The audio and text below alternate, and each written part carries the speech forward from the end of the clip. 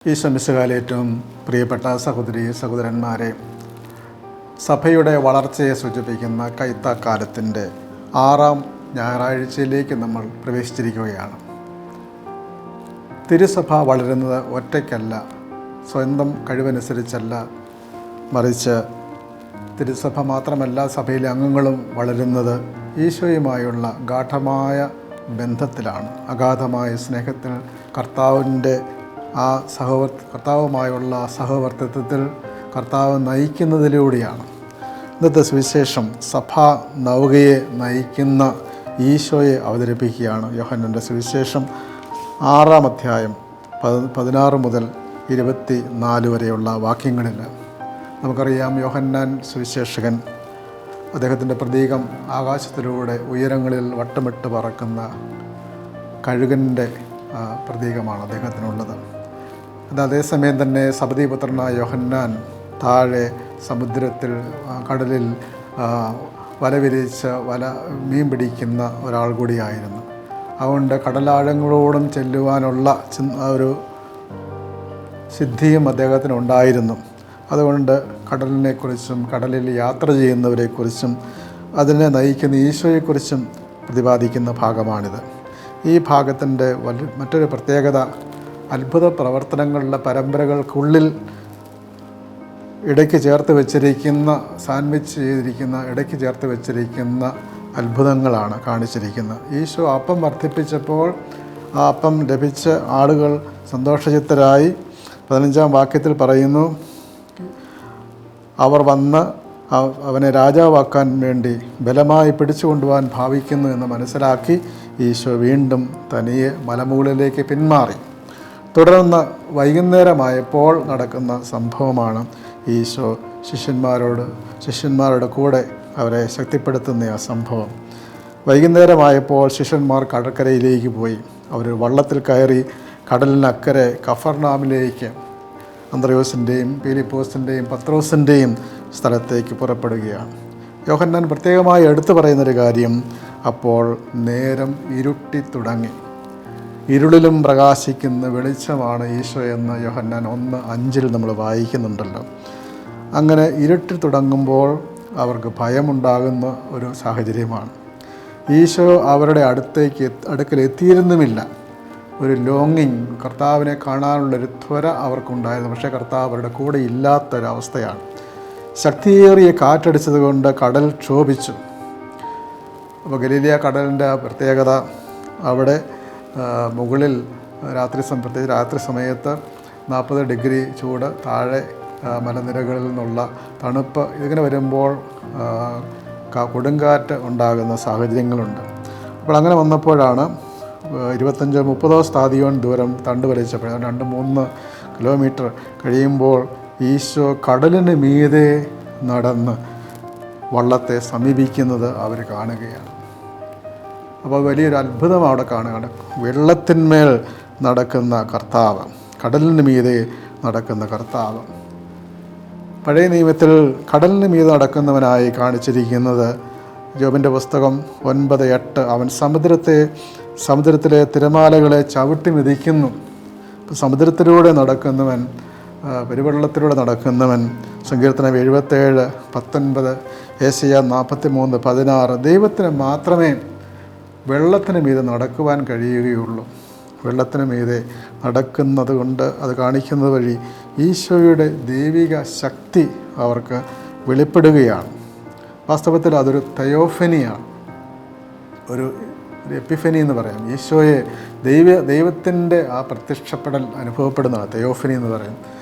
ഈശോ പ്രത്യക്ഷപ്പെടുന്നതായിട്ട് തോന്നുന്ന ആ അനുഭവമാണല്ലോ എപ്പിഫനി. അപ്പോൾ ഈശോയുടെ ആ വലിയ സാന്നിധ്യം, അതാണ് കർത്താവിൻ്റെ മഹത്വം. ഒരു രൂപാന്തരീകരണത്തിൽ സംഭവിച്ച മഹത്വം പോലെ തന്നെ ആ ഇരുട്ടിൽ, രാത്രിയിൽ കർത്താവിൻ്റെ ഒരു മഹത്വം അവർ ദർശിക്കുകയാണ്. അപ്പോൾ ഈ എപ്പിഫനിയിലുണ്ടാകുന്ന പ്രത്യേകത, എപ്പോഴും ദൈവമഹത്വത്തിന് മുമ്പിൽ മനുഷ്യന് ഭയമുണ്ടാവുകയാണ്. അവർ ഭയപ്പെട്ടു. അതാണ് 6:20, അവർ ഭയപ്പെട്ടു. ഉടനെ ഈശോ പറയുകയാണ്, ഭയപ്പെടേണ്ട. ദൈവം കൊടുക്കുന്ന ആശ്വാസത്തിൻ്റെ വാക്കാണ്. പഴയ നിയമത്തിലും പുതിയ നിയമത്തിലും നിങ്ങൾ ഭയപ്പെടേണ്ട. അപ്പോൾ ആ ഭയപ്പെടേണ്ട എന്ന് പറഞ്ഞപ്പോൾ അവനെ വള്ളത്തിൽ കയറ്റാൻ അവർ ആഗ്രഹിച്ചു. 21 വാക്യത്തിൽ ഈശോയെ തങ്ങളുടെ കൂടെ കയറ്റുവാൻ അവർ ആഗ്രഹിക്കുന്നു. അത് വലിയൊരു സ്നേഹത്തിൻ്റെ ഒരു അഭിവാഞ്ചയാണ്. കർത്താവ് കൂടെ ആയിരുന്നെങ്കിൽ എന്നുള്ള തീവ്രമായ ആഗ്രഹം. അപ്പോൾ ആ ഭയം അകലുമെന്ന് അവർ വിചാരിച്ച് കാണും. പെട്ടെന്ന് വള്ളം അവർ ലക്ഷ്യം വെച്ചിരുന്ന കരയ്ക്ക് എത്തുകയും ചെയ്യുകയാണ്. അപ്പോൾ വീണ്ടും ഒരു അത്ഭുതം നടക്കുകയാണ്. ശിഷ്യന്മാർ സഞ്ചരിച്ച വള്ളം കർത്താവ് ലക്ഷ്യത്തിലെത്തിക്കുകയാണ്. അവരുടെ കഴിവുകൊണ്ടല്ല, പെട്ടെന്ന് എത്തിയെന്നാണ്. പെട്ടെന്ന് അതിൻ്റെ അർത്ഥം ദൈവത്തിൻ്റെ വലിയ ഇടപെടലുണ്ടായി. അപ്പോൾ ഈശോ ആരാണ്? ഈശോ മറുകരയ്ക്ക് കടത്തുന്നവനാണ്, രക്ഷിക്കുന്നവനാണ്. സംസാര സാഗരത്തിൽ നീന്തി തുടിക്കുന്ന മനുഷ്യനെ മറുകരയിൽ എത്തിക്കുന്നവനായി അങ്ങനെയുള്ള ചിന്തകൾ തത്വചിന്തകളുണ്ടല്ലോ, ഭാരത തത്വചിന്തയിലുമുണ്ടല്ലോ. ഈശോ നമ്മെ മറുകരയിൽ എത്തിക്കും. തിരുസഭയെ കാക്കുന്നവനാണ്, വ്യക്തികളെയും കാക്കുന്നതാണ്. ജീവിതത്തിൻ്റെ കാറ്റിലും കോളിലും പെട്ട് നട്ടം തിരിയുമ്പോൾ ജീവിത കടലിൽ മുങ്ങിത്താഴുന്ന അവസ്ഥയിൽ നിന്നും നമ്മെ രക്ഷിക്കുന്ന. അപ്പോൾ ഇതിൽ 2-3 കാര്യങ്ങൾ. ഒന്ന്, ഈശോ കൂടെ ഇല്ലാത്ത ഒരു യാത്രയാണിത്. അപ്പോൾ ഈശോ കൂടെ ഇല്ലാത്ത യാത്രയിൽ കാറും കോളും വരുമ്പോൾ നമ്മൾ ഭയവിഹ്വലരാകും. രണ്ടാമത്തെ കാര്യം ഈശോയുടെ ദർശനമാണ്. ഈശോയുടെ ദർശനം, ഈശോ താൻ സ്വന്തമായി സ്വീകരിച്ച് തൻ്റെ ശിഷ്യന്മാരെ ഉപേക്ഷിക്കുകയില്ല, തൻ്റെ സഭയെ ഉപേക്ഷിക്കുകയില്ല. ഈശോയിൽ വിശ്വസിച്ച് മാമോദീസ സ്വീകരിച്ച ഒരാളെയും ഉപേക്ഷിക്കുകയില്ല. വാസ്തവത്തിൽ കർത്താവ് ഒരു മനുഷ്യനെയും ലോകത്തിലുള്ള ആരെയും ഉപേക്ഷിക്കുകയില്ല എന്ന് കാണിക്കുകയാണ് ആ ദർശനം. അങ്ങനെയുള്ള ദൈവിക ദർശനം ലഭിക്കുമ്പോൾ വള്ളം കരയ്ക്കടുക്കുന്നു എന്ന് പറഞ്ഞാൽ കർത്താവിൻ്റെ ആ സാന്നിധ്യം അനുഭവിക്കുമ്പോൾ, കർത്താവിനെ ആഗ്രഹിച്ചാൽ കർത്താവിനോടുള്ള സ്നേഹത്തെ പ്രതി അപ്പോൾ കരയ്ക്കടുക്ക് തീരത്തെത്തുകയാണ്, ആശ്വാസ തീരത്തെത്തുകയാണ്. ഈശോയെ ഒരു ആശ്വാസത്തിൻ്റെ സമാധാനത്തിന് തുറമുഖമായി നമ്മുടെ പ്രാർത്ഥനകൾ, സുറിയാനി സഭയുടെ പ്രാർത്ഥനകളിൽ ഹാർബർ ഓഫ് പീസ്, കർത്താവ് സമാധാനത്തിന് തുറമുഖമാണ് എന്ന് പറയാറുണ്ടല്ലോ.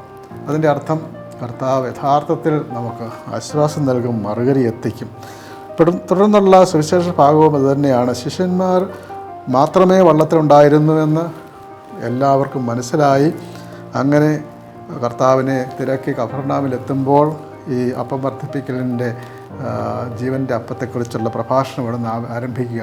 അപ്പോൾ ജീവൻ്റെ അപ്പത്തിൻ്റെ ആ അത്ഭുതത്തിൻ്റെയും പ്രഭാഷണത്തിൻ്റെ ഇടയ്ക്ക് ഈ അത്ഭുതങ്ങൾ കയറ്റി വച്ചിരിക്കുന്നത് മറ്റൊരു യാഥാർത്ഥ്യം മനസ്സിലാക്കുവാൻ വേണ്ടിയാണ്. ജീവൻ്റെ അപ്പം നൽകുന്നവൻ അവനെപ്പോഴും ഒരു സജീവ സാന്നിധ്യമായി നമ്മുടെ കൂടെയുണ്ട്, ശിഷ്യന്മാരുടെ കൂടെയുണ്ട് എന്നവർക്ക് അനുഭവേദ്യമാകണം. ഇന്നത്തെ ഒന്നാമത്തെ വായനയിലും ഇതുപോലെ ഒരു കപ്പലിൻ്റെ ഒരു കഥയാണ്. അതായത് നോഹിൻ്റെ പെട്ടകം. ഇവർ വള്ളത്തിൽ പോകുന്നത് പോലെ നോഹിൻ്റെ പെട്ടകം, ഉൽപ്പത്തി പുസ്തകം 8:1-11 വരെ. അവിടെ ഈ നോഹൻ്റെ വാക്ക് തന്നെ ദുഷ്ടത പെരുകിയപ്പോൾ ആശ്വാസമായി നോഹ് ജനിച്ചുവെന്നാണ്. നോഹിൻ്റെ വാക്കിൻ്റെ അർത്ഥം തന്നെ ആശ്വാസപുത്രൻ എന്നാണല്ലോ.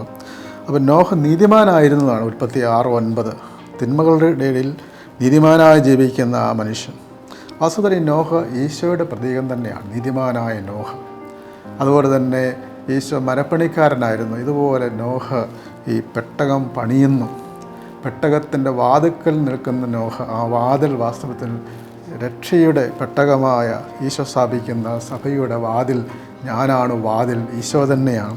അതുകൊണ്ട് ഈശോയുടെ ഒരു പ്രതീകമായിട്ട് മാത്രമല്ല ഈ നോഹിൻ്റെ സന്തതി പരമ്പരകൾ ഷേമിലൂടെയാണ് ഈശോയുടെ വംശാവലി തുടരുന്നത്. ലൂക്ക 3:36. അങ്ങനെ നോഹ് ഈശോയുടെ ഒരു ആൻറ്റി ടൈപ്പായിട്ട് നമുക്ക് കാണാൻ സാധിക്കും.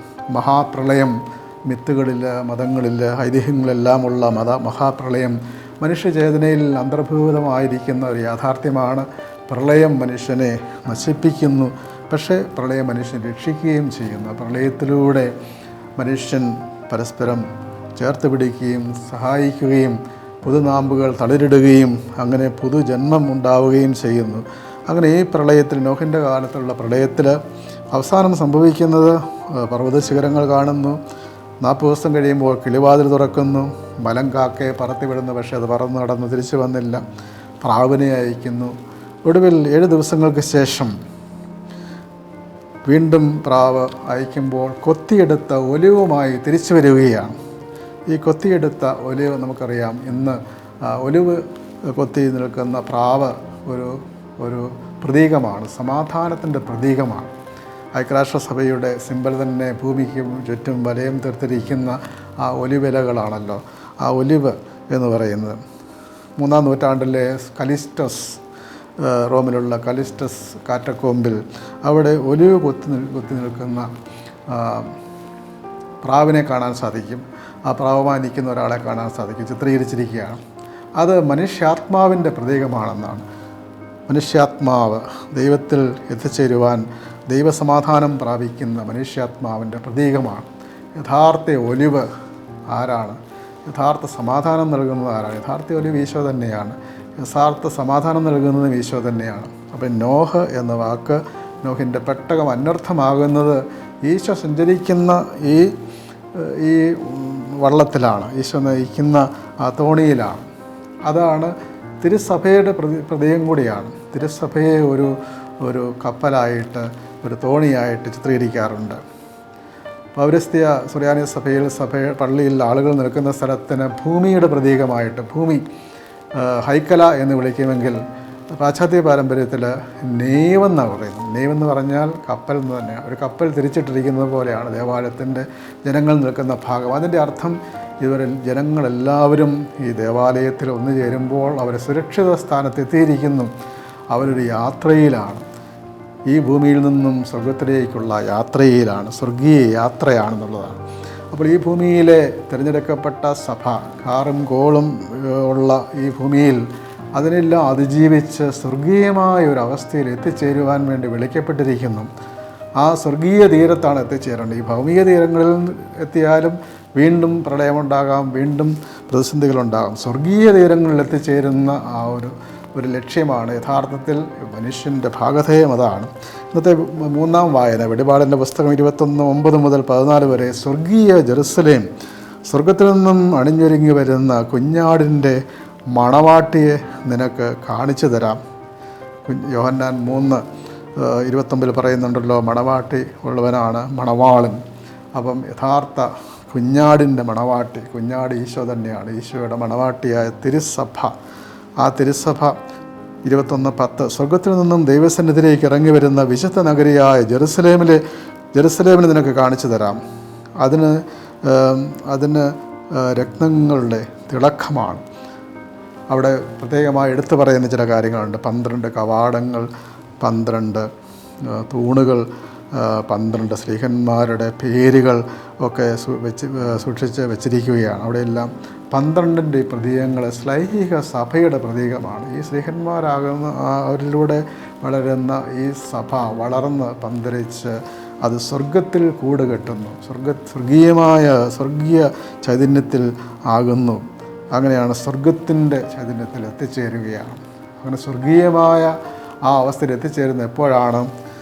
ഈശോ തൻ്റെ ശിഷ്യന്മാരോട് പറയുന്നുണ്ട്, ഭയപ്പെട്ടവരോട് പറയുന്നുണ്ട്, ഇതാ ഞാനാണ് എന്നുള്ള ആ വാക്ക് കർത്താവിൻ്റെ ദൈവത്വത്തെ സൂചിപ്പിക്കും. നമുക്കറിയാം പഴയ നിയമത്തിൽ 33:14 അവിടെ പറയുന്നുണ്ട്, ഞാൻ ആരാണ്, ഞാൻ ദൈവമാണെന്ന് പറയുന്നതിന് പകരം ഞാൻ ആകുന്നവനാണ്. അതേ വാക്ക് ഈശോ ഉപയോഗിക്കുകയാണ്, ഞാൻ ദൈവമാണ്. അപ്പോൾ ആ ദൈവികതയിലേക്ക് ദൈവമായ കർത്താവിനെ തിരിച്ചറിഞ്ഞ് ദൈവികതയിലേക്ക് കർത്താവിനെ അനുഗമിക്കുന്ന ശിഷ്യന്മാർ ഭൂമിയിൽ അവരുടെ ആശ്വാസ തീരത്തണിയുന്നത് പോലെ തന്നെ ആ ദൈവിക തേജസ്സിലേക്കും എത്തിച്ചേരുന്നു എന്നതാണ് ഇന്നത്തെ ആ ലേഖനം സൂചിപ്പിക്കുന്നത്. ഇന്നത്തെ 2ാമത്തെ വായനയിൽ കുറേ കൂടെ ഹൃദയമായ ഒരു രീതിയിലാണ് അത് അവതരിപ്പിക്കുന്നത്. ദൈവത്തിൻ്റെ മനുഷ്യരോടുള്ള സ്നേഹം, മനുഷ്യ-ദൈവ ബന്ധം മനുഷ്യ പ്രണയത്തിൻ്റെ ഭാഷയിൽ അവതരിപ്പിക്കുന്ന ഒരു പുസ്തകമാണ് ഉത്തമഗീതം. അതിലൂടെ പറയുന്ന വാക്കുകൾ, 6:1 എൻ്റെ പ്രിയൻ എങ്ങുപോയി, അവൻ ആട്ടിൻപറ്റത്തെ മേയ്ക്കുവാനും ലില്ലിപ്പൂക്കൾ ശേഖരിക്കുവാനും പോയി. 3-ാം വാക്യം, ഞാൻ എൻ്റെ പ്രിയൻ്റേതാണ്, എൻ്റെ പ്രിയൻ എൻ്റേതാണ്. അപ്പോൾ ആ പരസ്പരം സ്വന്തമാക്കുന്ന ആ ആത്മീയ സ്നേഹത്തിൻ്റെ ഈശോയും സഭയുമായി ഈശോയും മനുഷ്യാത്മാവും തമ്മിലുള്ള സ്നേഹത്തിൻ്റെ പ്രതീകമായിട്ടാണ് ഉത്തമഗീതത്തെ സഭാപിതാക്കന്മാർ വ്യാഖ്യാനിക്കുന്നത്. വേറെ ഒരു ഭൗതികമായ ലൗകികമായ ഒരു പ്രേമഗീതം എന്ന രീതിയല്ല. നീ തീർസ നഗരം പോലെ, 4-ാം വാക്യം മനോഹരിയാണ്, ജെറുസലേം പോലെ സുന്ദരിയാണ്. അപ്പം അണിഞ്ഞൊരുങ്ങിയ ജെറുസലേം, സ്വർഗീയ ജെറുസലേമിനെക്കുറിച്ച് നമ്മൾ വായിച്ചു കേട്ടല്ലോ. അങ്ങനെ കൊടിക്കൂറുകൾ എന്തി വരുന്ന സൈന്യത്തെ പോലെ നീ ഭയതയുമാണ്, ഭയം ജനിപ്പിക്കുന്നവളുമാണെന്നാണ്. അപ്പോൾ യഥാർത്ഥ തെയോഫനിയിൽ, യഥാർത്ഥ ദൈവദർശനത്തിൽ സ്നേഹവും ഭയവുമുണ്ട്. അതാണ് divine love and tremendous love. ദൈവിക സ്നേഹവും ഭയവും ചേരുന്ന ആ സ്നേഹമാണ് ദൈവസ്നേഹം. ഈശോയെ കണ്ടുമുട്ടുമ്പോൾ അവർ ഭയപ്പെടുന്നു, പക്ഷേ ഈശോയെ കൂടെ ഉണ്ടാകണമേ എന്ന് അവർ ആഗ്രഹിക്കുന്നതാണ്. സ്നേഹവും ഭയവും ഇടകലർന്ന ആ ഒരു സ്നേഹത്തിൻ്റെ ജീവിതം. വാസ്തവത്തിൽ മനുഷ്യാത്മാവ് സ്വർഗത്തെ പ്രണയിക്കുന്ന ആത്മാവാണെന്നാണ് സഭാപിതാക്കന്മാർ. അഫ്രഹാത്ത് പറയുന്നത്, അഫ്രഹാത്ത് സുറിയാനി സഭാപിതാവാണ് 4-ാം നൂറ്റാണ്ടിൽ. അദ്ദേഹം പറയുന്നത് മാമോദീസ സ്വീകരിക്കുമ്പോൾ തന്നെ മനുഷ്യാത്മാവ് സ്വർഗവുമായി, ഈശോയുമായി വിവാഹ ഉടമ്പടിയിലേക്ക്, വിവാഹമല്ല അതിനു മുമ്പുള്ള ഉടമ്പടിയിലേക്ക് വരികയാണ്. ഒരു വിവാഹ ഉടമ്പടിയിലേക്ക് പ്രവേശിക്കുന്ന ഒരുക്കമായിട്ടുള്ള ഒരു എൻഗേജ്മെൻറ്റ് എന്ന് പറയും, ഒരു മനസ്സമ്മതം പോലെ, ആത്മാവിൻ്റെ ഒരു മനസ്സമ്മതമാണ്. സ്വർഗത്തിൽ വെച്ച വിവാഹം പൂർത്തിയാവുകയാണ്. അപ്പം ഈശോയും ആത്മാവും തമ്മിലുള്ള ഗാഠമായ സ്നേഹം, എൻ്റെ പ്രിയൻ എൻ്റേതാണ്, ഞാൻ അങ്ങയുടേതാണ്. അങ്ങനെ കർത്താവുമായുള്ള ഈ സ്നേഹത്തിൽ വളരുകയും സ്നേഹത്തിൽ ഒന്നായി തീരുകയും ചെയ്യുമ്പോഴാണ് തിരുസഭ വളരുന്നത്, തിരുസഭ അംഗങ്ങളും വളരുന്നത്.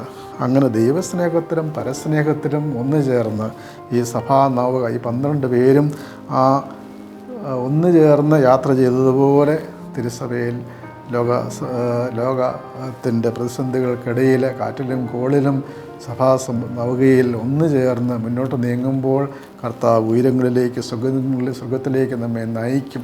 അതുകൊണ്ട് ഭയപ്പെടാതെ പ്രത്യാശയോടുകൂടി ജീവിക്കുവാനും കർത്താവിനെ ആത്മപ്രാണനായി ഏറ്റെടുത്ത് സ്വീകരിക്കുവാനും കർത്താവിൻ്റെ സ്നേഹം അനുഭവിക്കുവാനും അങ്ങനെ സമാധാനത്തിൻ്റെ ഒലിവിൻചെല്ലുകളുമായി എല്ലായിടത്തും കടന്നു ചെല്ലുവാനുള്ള കൃപ ലഭിക്കുവാൻ പ്രാർത്ഥിച്ചുകൊണ്ട് ഈ ഞായറാഴ്ച നമുക്ക് ആചരിക്കാം. ദൈവം നമ്മെ എല്ലാവരെയും അനുഗ്രഹിക്കട്ടെ.